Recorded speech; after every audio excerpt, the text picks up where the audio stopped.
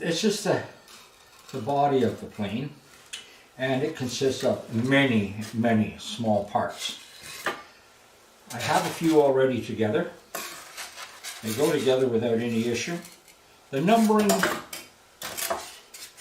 is perfect. It's easy to follow. You get the first one, you realize the second set of numbers involves 3-3, 3-2, and so on, and then 4 and 5 and 6, and I'm up to number 10 here in sets. So each set might have, well, this one has 2 pieces in it. This one has 4. This one has 3, and so on. And these sections here, these have a little more, and these are 8 in sections.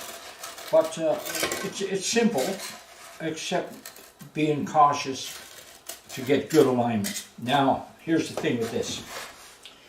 I'm switching glue here. I'm going to the Gorilla Glue again, and the reason I'm doing that is because it's thicker and it hangs on better. With the other glue, it runs. It's like milk. I don't want to take a chance. I'm certain it would probably work, but because I can't put any sideways pressure on this, I can only use my needles, my pins, then that becomes an issue. I've tested the other one without pressure. I've tested this one without pressure. They both work well. The only thing is you have to sand the surfaces, the gluing surfaces. You have to break that glaze. It holds much better when you do. So set that aside, and what I do is drag them out of the bins, of course, and the drawing that comes with it, in my case, is quite clear. And this is the one side, and then the opposite hand, I have that. I'll be doing that later, of course, but it's identical except it's the opposite side.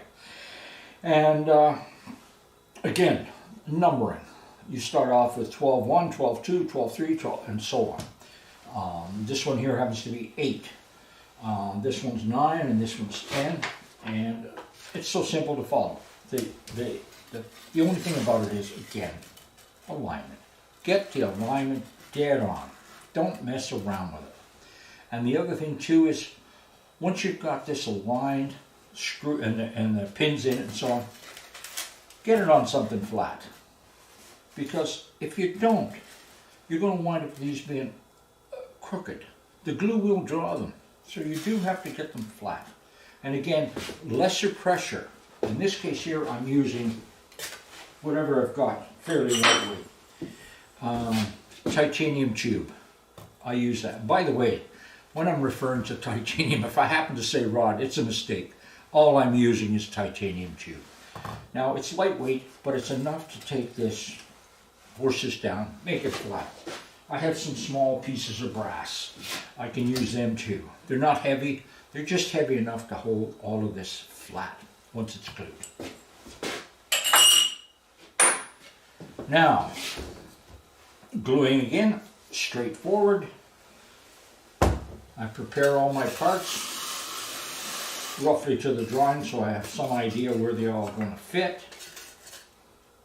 Like so, boom. And again, simple. One missing, there it is, number 8-1. When it comes to these pieces, this is where you have to be a little more cautious. And you know, it doesn't go out there like that, it doesn't go in there like that, but it does go like that. And so far, everything has been cut so precisely that I can just pretty much butt this up like that, and it's in alignment. So far, that's proven itself. So I'm going to stick to it. Now, again, you can pick any sequence you want. Sanding is so important. And having said that, I forgot to sand these. So now I'm going to sand all of this before I put it together.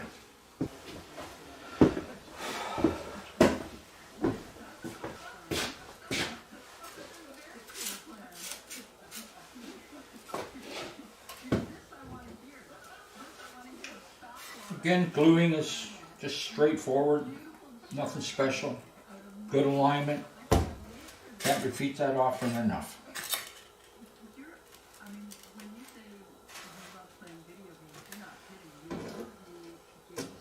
And the little drawing, again, is self-explanatory. It pretty much gives you the alignment. This one here is number, I'm calling it number 8, but it's 8. And the series, I've got 6 pieces in this to put together. Put your pins in top and side. Obviously you can't put them in the bottom because at some point you're going to have to do an alignment. In my case I used a glass plate. And when I sanded these, I sand even the surfaces that I'm not going to be doing, because at some point you will be doing those. You might as well sand them all at the same time.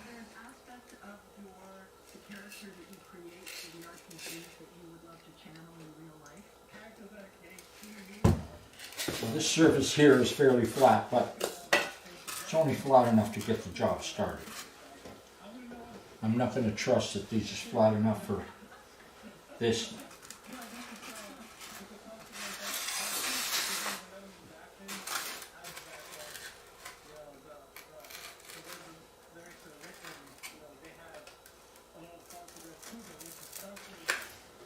I even had to buy some new pins.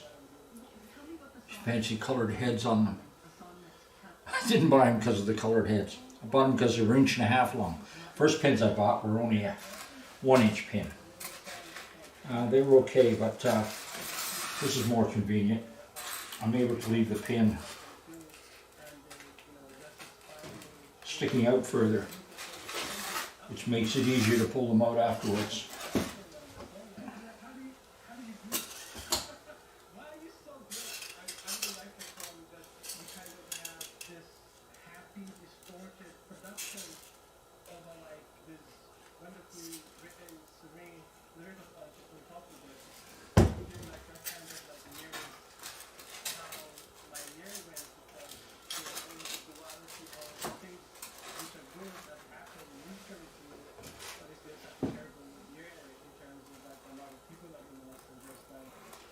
Now you notice when you're doing this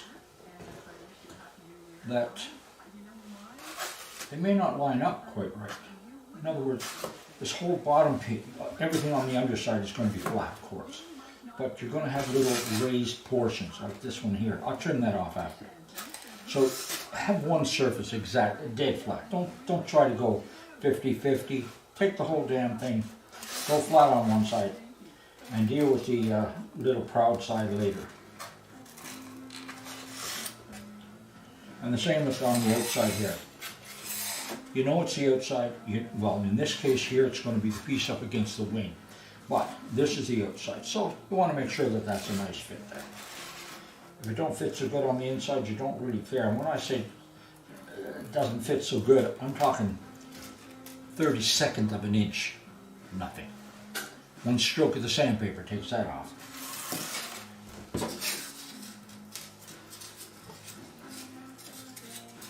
Here's the nice thing about numbering them. When the box comes and you number each layer, there's more involved. When you've numbered that layer, when you throw them all into your bins and divide them up, the one thing numbering that layer gives you is this could be installed either way. But with the number on it, it can only be installed one way, up. And it can be installed the wrong way around. But if you take a look at the drawing, it's simple. It shows it. It goes this way. I'm not talking just the Horten. I suppose they're all like that.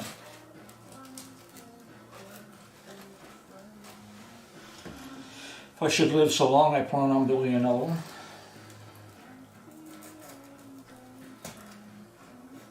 The SR-71 is really interesting.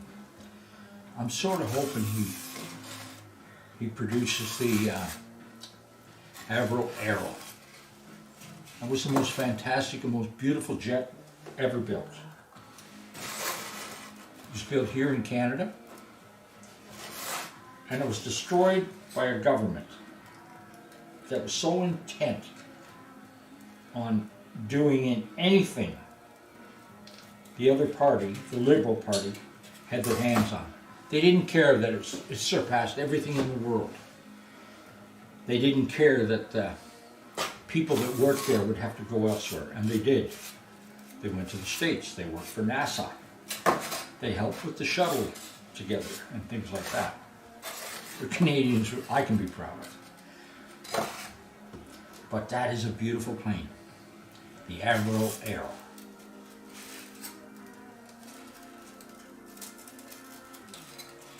I grew up in an orphanage in Ontario, and that plane used to fly over Lake Ontario, right near where the orphanage was. It was the greatest thrill for us boys to watch this beautiful plane go by. There. That's what you're looking at. And now, on the plate of glass, minimal weight, my standing block, my smallest bearing race, and that's flat. Next one, again, is number 9, then number 10, and all the way up to number 19. Oh well.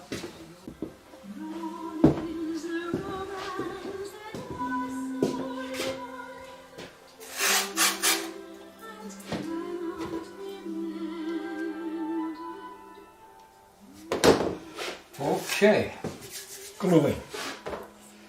Needles all loaded, ready to go.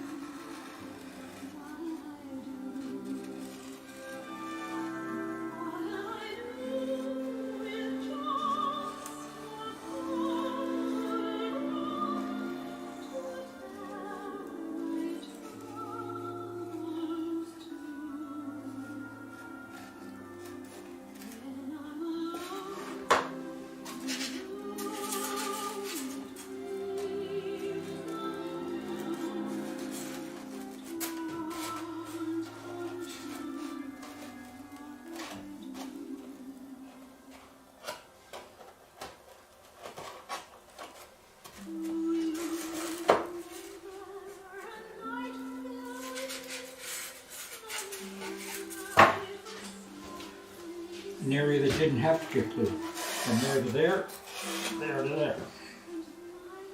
It's all right.